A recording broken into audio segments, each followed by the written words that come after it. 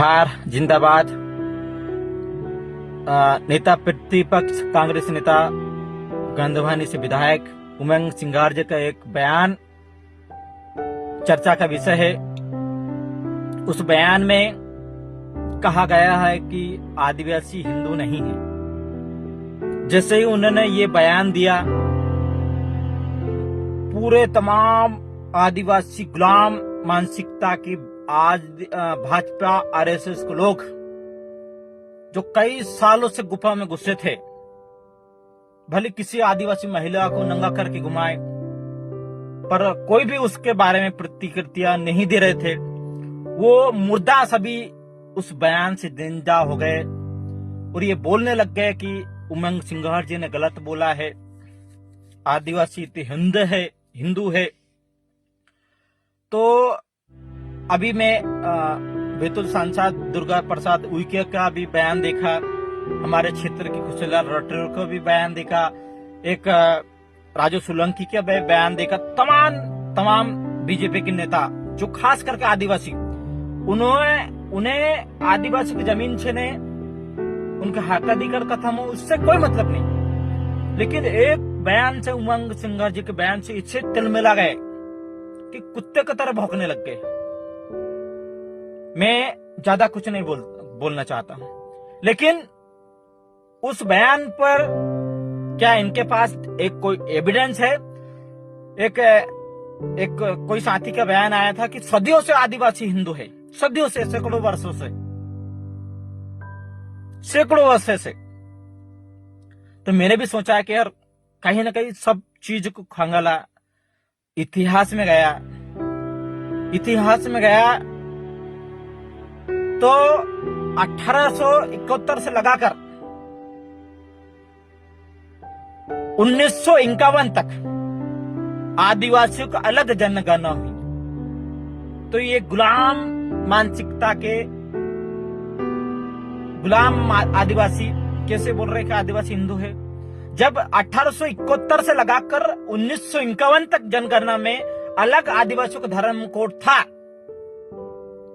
जब 1961 की जनगणना हुई तो उसमें आदिवासियों का धर्म कॉलम हटा दिया गया। ये सत्य है, इनके पास ना कोई तथ्य है ना कोई कुछ भी। ये बस गुलाम मानसिकता के लोग कुछ भी बक रहे हैं।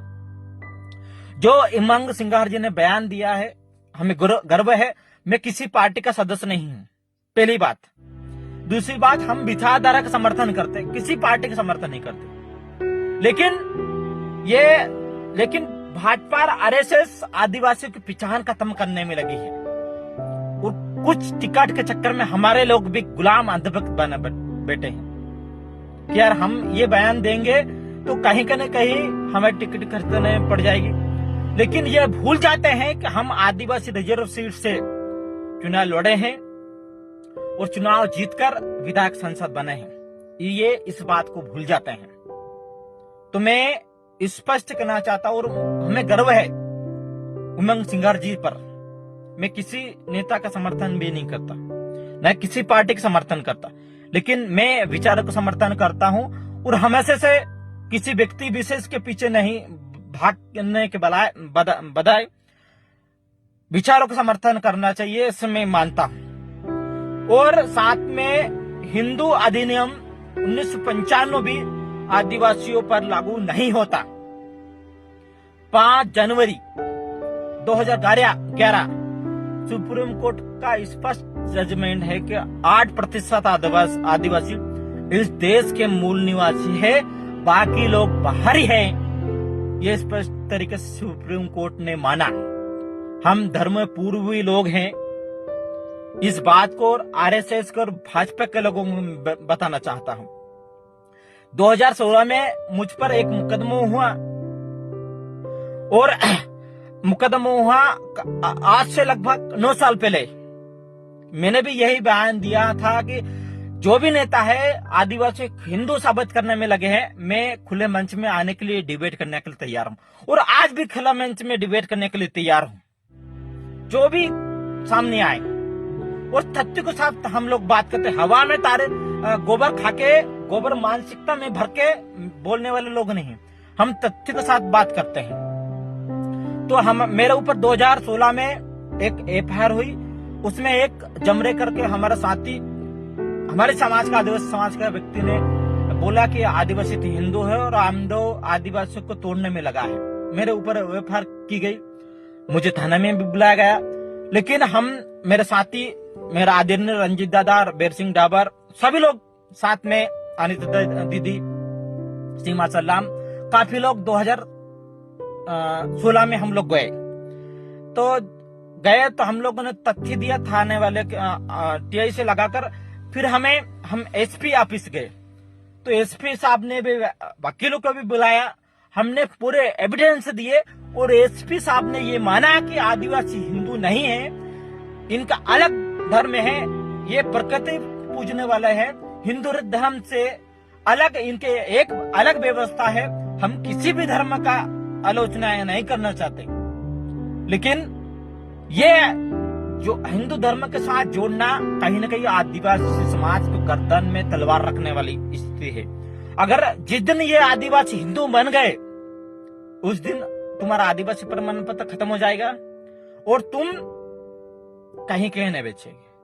ये RSS और भाजपा का षड्यंत्र है, इसलिए उससे बचना चाहिए।